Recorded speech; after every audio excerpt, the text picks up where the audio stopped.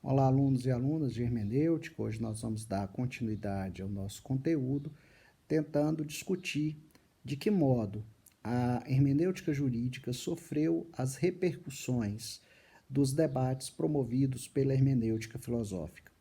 Para isso, nós vamos então fazer uma reconstrução histórica da hermenêutica jurídica, tentando mostrar os avanços e retrocessos na compreensão, interpretação e aplicação dos textos jurídicos. Nesse sentido, nós vamos iniciar no direito moderno ou com o direito moderno, que é o momento que nos interessa. E esse direito moderno, como sabemos, se inicia a partir da promulgação das constituições modernas, fruto das revoluções burguesas, então da Constituição dos Estados Unidos da América e da Constituição da França. Nesse primeiro momento, nós vamos trabalhar mais o direito europeu, até porque foi lá na Europa, especificamente na França, depois na Alemanha, que essas reflexões se colocaram de modo mais aprofundado. Então, nesse primeiro grande momento, que nós podemos chamar o momento do Estado de Direito ou do Estado liberal, os revolucionários franceses, muito influenciados pela ideia de cientificidade e de objetividade, vão entender, a partir da promulgação do Código de Napoleão, ou Código Civil francês, que não se estudava mais direito, se estudava apenas o Código Civil. É o momento da escola da exegese, em que se vai defender a ideia segundo a qual os textos são claros neles mesmos e que há uma relação de igualação entre texto e norma.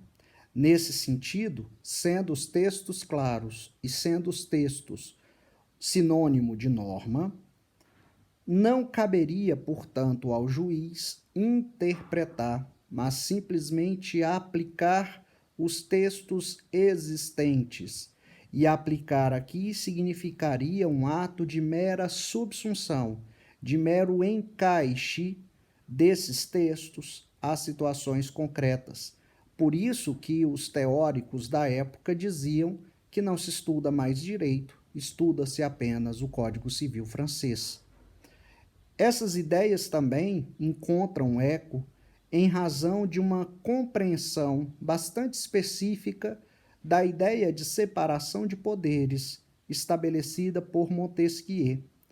Os juízes, portanto, nessa perspectiva, deveriam ser apenas aqueles que pronunciam as palavras da lei, ou, para usar a expressão muito em voga na época, a boca da lei.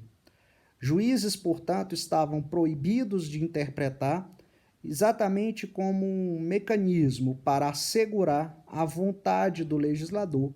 Afinal, o legislador foi democraticamente eleito e, portanto, ele deve estabelecer o que deve ser feito em termos jurídicos. Era também o resultado do princípio democrático. No entanto, essa proibição de interpretação e de uma aplicação meramente silogística por subsunção vai entrar já em crise nos primeiros anos do século XIX, logo após o Código Civil francês, porque vão surgir diversos casos, diversas situações nas quais o texto do código não se encaixava completamente nas situações concretas. Num primeiro momento, para tentar salvar o modelo, a França criou um mecanismo chamado de referendo ou consulta ao legislador. Em caso de dúvida, o juiz deveria paralisar o procedimento e enviar a dúvida ao legislador, que resolveria a dúvida por meio de uma legislação interpretativa. Surgem aí as leis interpretativas e os juízes aplicariam, portanto, essas leis interpretativas por mera subsunção. O modelo resolve por um tempo o problema colocado, no entanto, de novo, causa uma crise tremenda, porque o legislador passa então apenas a responder essas consultas judiciais. E aí, já próximo da segunda metade do século XIX, a França resolve então estabelecer a regra segundo a qual, no caso de dúvida, de lacuna, o juiz deveria utilizar da analogia, dos costumes e dos princípios gerais de direito, já que ele não poderia decidir dizendo que não ia decidir por falta de norma, a chamada proibição do non liquid. Então, a partir desse momento, a questão passa a ser agora: se o juiz pode interpretar nas situações excepcionais, quais seriam os limites para essa interpretação, para evitar que o juiz se transformasse em legislador. E aí são pensados critérios, métodos, hoje denominados de métodos tradicionais de interpretação do direito.